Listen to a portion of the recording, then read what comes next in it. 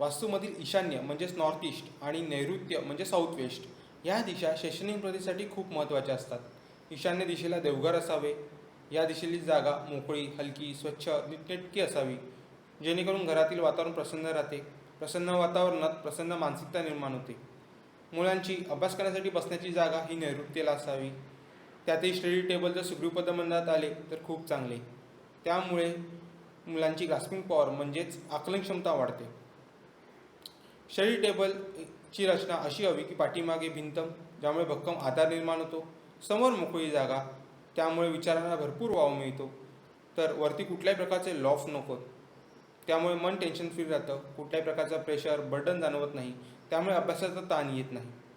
वास्तुशास्त्रामध्ये इतरही काही घटक आहेत जे शैक्षणिक क्षमतेवरती प्रभाव टाकत असतात, पण जे काही मुख्य होते ते तुम्हाला इथे सांगितले आहेत.